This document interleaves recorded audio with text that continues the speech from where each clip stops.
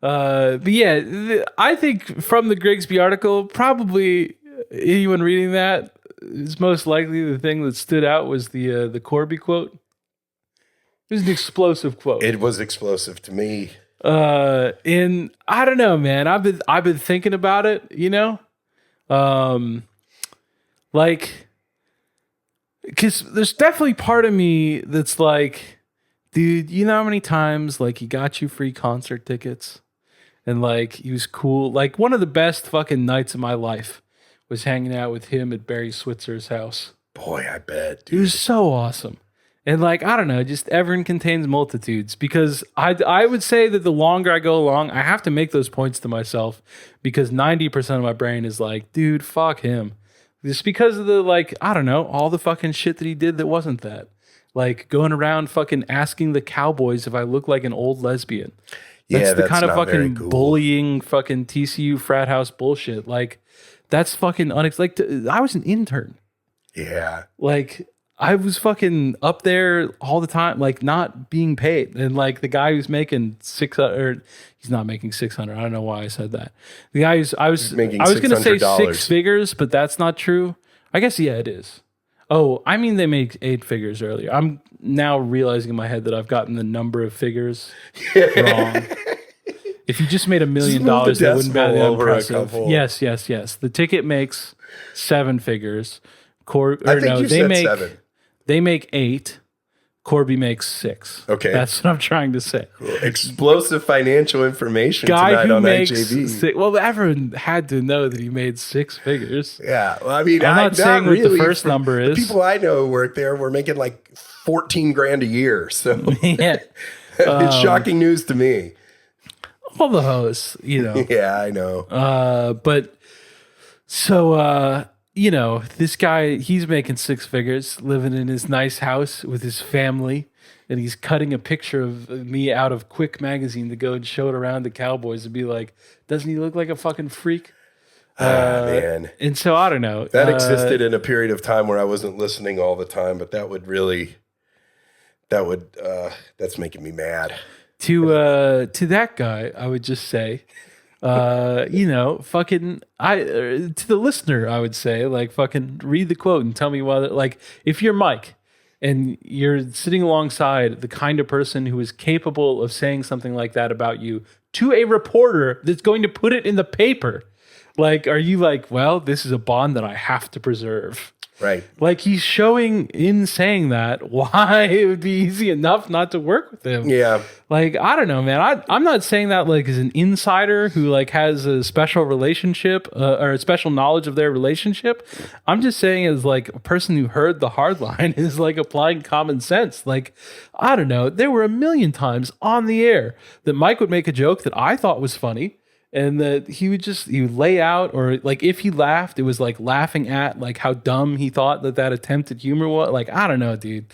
It didn't seem like my favorite kind of environment if it were me in there. Yeah. I don't know. And personal and anecdotal, relationships aside, it's a really sort of salacious headline grabbing quote to say about someone who's just decided to come out of retirement and do something else. Yeah, like, and it's not like he left to start this. Like, right. Like he's been gone for years. Yeah, years. Yeah, years. Survived a fucking pandemic. Yeah, like a lot of people rethought things at the end of the pandemic. That Mike made it through was impressive. To me. He was not keeping the most impressive protocols. Yeah. I was prepared to just go on, keep doing the same shit I was doing after the last couple of years, but it turns out I reflected a little bit and decided I wanted to be in radio, and look at us now. Yeah. So maybe Mike had some feelings about that, or some of the other people on Twitter and elsewhere kind of saying like what a personal affront this is, or how you could backstab people or anything like that. And it's like, the politics and economics aside of what the station was or wasn't providing to its employees are one thing. But I mean, most jobs, people leave their positions and very often remain in the same line of work. Yeah. And after a brief period of time, find themselves at a competitor. Yeah.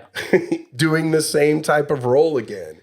I mean, it's not like, Yeah, and I mean, whatever they say, like didn't you invent the bunker, and like now you're outside of the bunker Right. doing that, like whatever. Yeah, that is true. I do see the tension in that point, but like Mike makes a great point when he just acts like none of that stuff matters at all. That's been my favorite part of how he's kind of met I always that felt criticism. He's like, maybe so.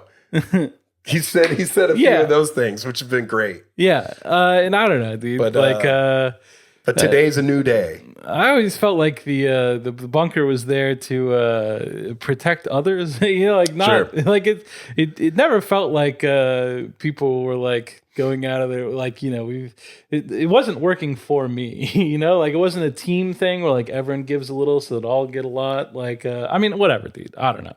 I'm not like ungrateful for my time. Of course you're not. My time there is providing me with more or less all of the good things in my life. Like my wife was a listener. Like all of my friends are listeners. Cool white microphones. I wouldn't know you if I didn't work there. Like everyone I know, my entire life is all people from there. I think about that all the time. I'm thankful about that all the time.